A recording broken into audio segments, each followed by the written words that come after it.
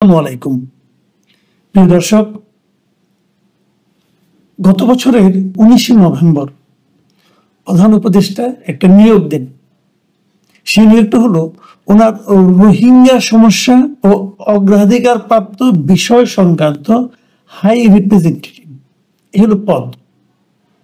মানে রোহিঙ্গা সমস্যা দেখবেন উনি, আর সেই সঙ্গে দেখবেন ওনার অগ্রাধিকার প্রাপ্ত বিষয়াবলী, একটি জটিল ডেফিনেশন। কিন্তু এরকম একটা পদে নিয়োগ পান যে ব্যক্তি, তার নাম হলো মিস্টার খলিলুর রহমান। এবং ওই ওনার নিয়োগ নিয়ে আমি প্রথমবারের মতো দেখেছি যে ফ্রান্সে অবস্থানরত সোশ্যাল অ্যাক্টিভিস্ট ওনাকে বলতে চাই। উনি খুব মানুষকে উদ্দীপ্ত করতে পারেন, মানুষকে উত্তেজিত করতে পারেন, মানুষকে প্রভাবিত করতে পারেন। মিস্টার পিনাকি ভট্টাচার্য, আমি প্রথমবারের মতো দেখলাম যে খলিলুর রহমানের নিয়োগ নিয়ে উনি বেশ উচ্ছ্বসিত প্রশংসা করলেন এবং বললেন এটা কাজের কাজ হয়েছে, একজন খুব যোগ্য ভালো লোককে প্রধান উপদেষ্টা নিয়োগ দিয়েছেন। পরে নানা জায়গায় শুনেছি এই নিয়োগের পিছনে ওনারও নাকি প্রভাব ছিল, উনিও নাকি সরকারকে নানাভাবে প্রভাবিত করে এই ভদ্রলোককে এই গুরুত্বপূর্ণ পদে নিয়োগ দিয়েছেন। এবং তারপর খলিলুর রহমান কি করেছেন না করেছেন এগুলি নিয়ে নানা ধরনের কথা আছে, প্রশংসা আছে, সমালোচনা আছে, বিতর্ক আছে, সন্দেহ আছে। এক একজন এক এক কথা বলেছেন। সেই সমস্ত বিষয় যেহেতু অমীমাংসিত, কাজে সেগুলো নিয়ে আমি আর ওভাবে কোনো আলোচনা করতে চাই না। আমি যে কথাটা বলতে চাই সেটা হলো ওনাকে সর্বশেষ যে পদে নিয়োগ দেওয়া হয়েছে সেই পদটা হলো, মানে দুদিন আগের কথা বলছি, ওনাকে আগের ওই পদের পাশাপাশি আরো একটা গুরুত্বপূর্ণ পদে নিয়োগ দেওয়া হয়েছে। সেই পদটা হলো জাতীয় নিরাপত্তা উপদেষ্টা। মানে খুবই গুরুত্বপূর্ণ পদ একটা। মানে আমাদের জাতির, এই দেশের নিরাপত্তা বিষয় উপদেষ্টা হয়েছেন। কেবল তাই নয়, গত বুধবার মানে 9 তারিখে সরকার কর্তৃক জারিকৃত যে প্রজ্ঞাপন, সেখানে একথাও বলা হয়েছে যে খলিলুর রহমান সাহেব জাতীয় নিরাপত্তা উপদেষ্টার পাশাপাশি প্রধান উপদেষ্টা ডক্টর মোহাম্মদ ইউনূসকে প্রতিরক্ষা মন্ত্রণালয় সংক্রান্ত দায়িত্ব পালনেও সাহায্য করবেন।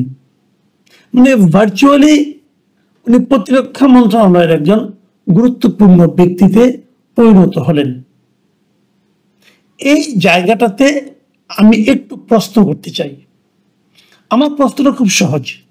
সেটা হলো, মিস্টার খলিলুর রহমান গত 10 বছরে, গত 15 বছরে, গত 20 বছরে কয় দিন বাংলাদেশে ছিলেন? উনি কোন দেশের নাগরিক? উনি কোন দেশের পাসপোর্টধারী? উনি আমেরিকার নাগরিক।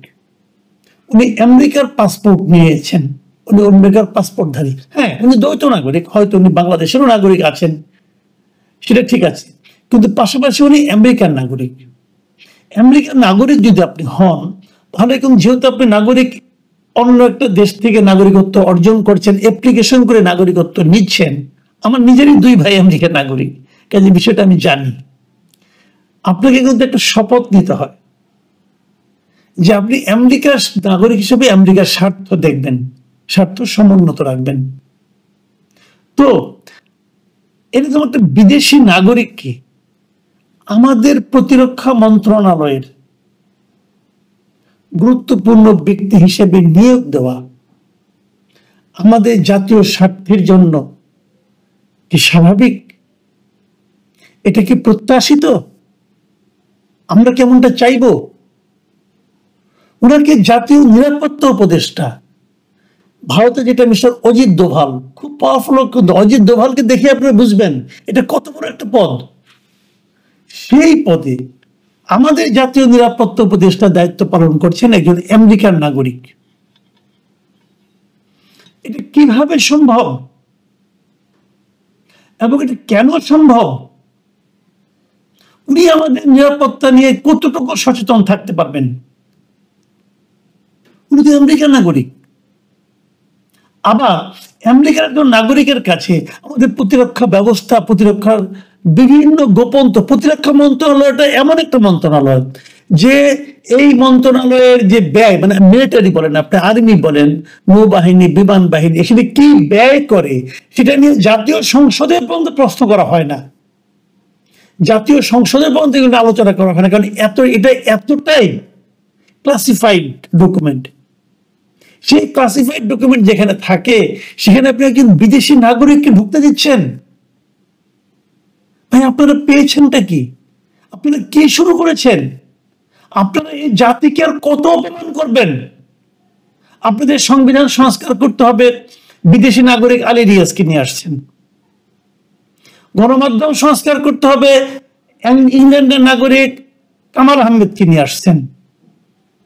এবং আমি জানি না, আমাকে একজন দায়িত্ব নিয়ে বলেছেন যে আমাদের নির্বাচন ব্যবস্থার সংস্কারের জন্য যে ভদ্রলোকের দায়িত্ব পেয়েছেন বদির আলম মজুমদার, উনিও নাকি বিদেশি নাগরিক। আমি এটা শিওর না, কিন্তু আমি শুনেছি, খুব গুরুত্বপূর্ণ জায়গা থেকে শুনেছি। কি হচ্ছে এগুলো? আবার এর মধ্যে একজন দেখলাম বিশেষ পরামর্শক নিয়োগ করা হয়েছে, পলিটিক্যাল পার্টিগুলির সঙ্গে আলোচনা করবেন, সেই মুনির হায়দার সাহেব, উনিও আমেরিকান নাগরিক। হচ্ছেটা কি? ওনার উপদেষ্টা মন্ডলীতে এখানেও আমেরিকান নাগরিক আছে। আমি এত ডিটেলে যেতে চাই না। প্রধান উপদেষ্টাও দ্বৈত নাগরিক কিনা জানি না, বলতে পারবো না।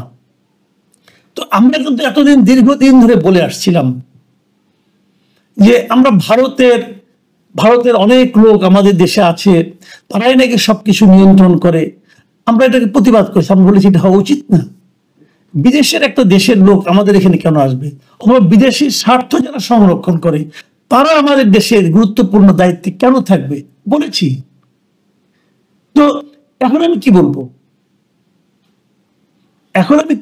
আমাদের জাতীয় নিরাপত্তা উপদেষ্টা আমেরিকান নাগরিক। ভাই, এই ভদ্রলোককে নিয়ে প্রথম আমি শুনেছি, আমাদের একজন প্রখ্যাত সাংবাদিক আছেন মিস্টার আরশাদ মাহমুদ, ওনার ফেসবুকে একটা লেখা, উনি বিশাল লেখা লিখেছেন এই মিস্টার খলিলুর রহমান সম্পর্কে। এবং ওখানে উনি বর্ণনা করেছেন 2001 সালে উনি কিভাবে দেশে আসলেন। তখন লতিফুর রহমানের উনি ঘনিষ্ঠ আত্মীয় হিসেবে লতিফুর রহমান তাকে নিয়ে আসলেন। উনি একসময় পররাষ্ট্র মন্ত্রণালয়ে চাকরি করতেন, চাকরি করে তারপরে ওখান থেকে নিয়ে অন্য জায়গায় চলে গেছিলেন আমেরিকাতে, দেশে আসেননি। লতিফুর রহমান তাকে প্রথমবার নিয়ে আসলেন, এনে তাকে একেবারে ডেপুটি সেক্রেটারি হিসেবে তাকে নিয়োগ দিলেন। পরে তাকে 24 ঘন্টার মধ্যে তাকে আবার, মানে 12 ঘন্টার মধ্যে তাকে আবার প্রমোশন দিয়ে আরেকটা পোস্টে বসালেন। তারপরে ওনার পিএ হিসেবে কাজ করলেন। তখন থেকে এই প্রশাসনের একজন নারী কর্মকর্তার মৃত্যুর সঙ্গে কিভাবে স্ক্যান্ডাল উনি জড়িয়ে গেলেন, সেগুলো নিয়ে আরশাদ মাহমুদ সাহেব অনেক কথা লিখেছেন। পরবর্তী সময়ে আরশাদ মাহমুদ সাহেব আমার সঙ্গে একটা টক শোতেও এই একই অভিযোগ উনি করেছেন যে এই ধরনের একজন সন্দেহভাজন লোককে এই সরকার গুরুত্বপূর্ণ পদে কেন বসিয়েছে। সেটাও আজকে প্রায় 1 সপ্তাহের মতো হয়ে গেছে।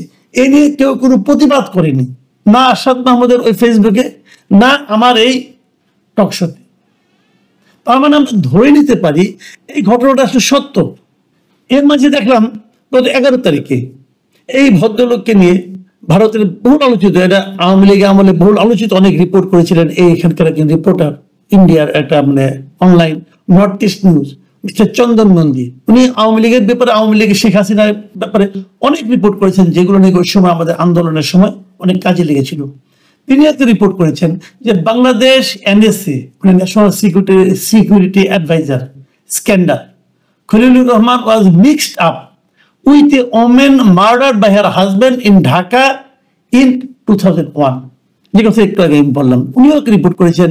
সেখানে উনি ওই ভদ্রলোকের মহিলা যিনি হাজবেন্ড ছিলেন, যিনি নিজেও আত্মহত্যা করেছিলেন, তাদের আত্মীয় স্বজনের বরাত দিয়ে খলিলুর রহমান সাহেবকে একভাবে চিহ্নিত করেছেন। যেভাবে চিহ্নিত করেছেন সেটা আমাদের জন্য সম্মানজনক নয়, এটা ইন্টারন্যাশনাল মিডিয়াতে চলে গেছে। কিন্তু তারপর তাকে নিয়ে আমার আরো গুরুত্বপূর্ণ জায়গায় বসানো কি কারণ থাকতে পারে? আর সেগুলো যাই হোক, এটা তাদের ব্যাপার, ওটা আমি অত মাথায় ঘামাচ্ছি না। কিন্তু আমার বক্তব্যটা হলো, প্রতিরক্ষা মন্ত্রণালয়ের মতো সেন্সিটিভ মিনিস্ট্রির দায়িত্ব একজন বিদেশি নাগরিককে আপনি কি করে দিলেন, এটা আমার কাছে ক্লিয়ার না। আমি শুনেছি এখানে নাকি পিনাকি ভট্টাচার্যের বিশাল প্রভাব ছিল। তো ওনার ব্যাপারটা নিয়ে আমি খুব একটা মাথা ঘামাই নাই, কারণ উনি নিজেও তো আধা দেশি আধা বিদেশি।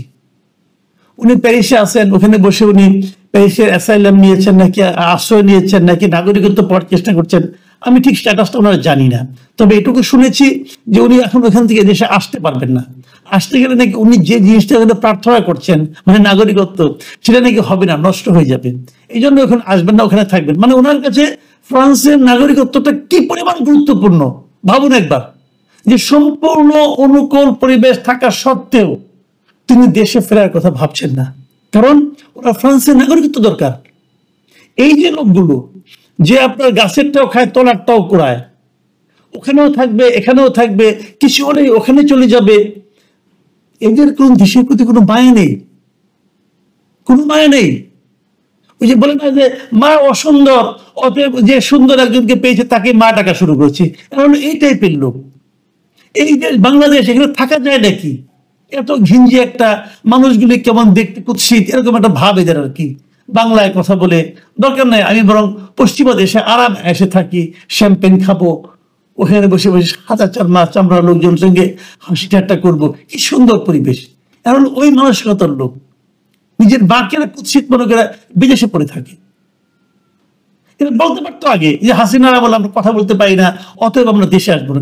এখন তো কোনো সমস্যা নাই, ওইখানে বসে বসে বিভিন্ন লোককে ব্ল্যাকমেল করে তাদের দ্বারা তারা কাজ আদায় করে নেয়, এইটি আমরা দেখছি।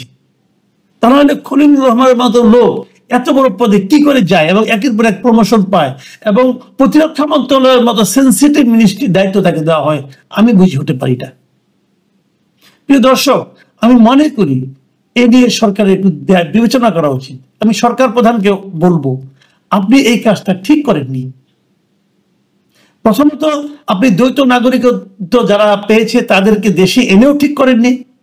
দ্বিতীয়ত যদি এনেও থাকেন তাদেরকে ছোটখাটো দায়িত্ব দেন, এরকম সেন্সিটিভ মিনিস্ট্রি দিয়ে আপনি একটা মহা অন্যায় করেছেন এবং আমি নিশ্চিত এই জন্য আপনাকে পরবর্তী সময়ে সমালোচনার মুখে পড়তে হবে এবং আপনাকে জবাবদিহি করতে হবে, এবং আপনি এটা জবাব দিতে পারবেন না। কোন লজিক আপনাকে জবাব দিতে দিবেন, আপনি পারবেন না। আপনি কি বলবেন ভাই? দেশের প্রতি দায়িত্বহীন ব্যক্তিরা কেবল এ ধরনের কাজ করতে পারে।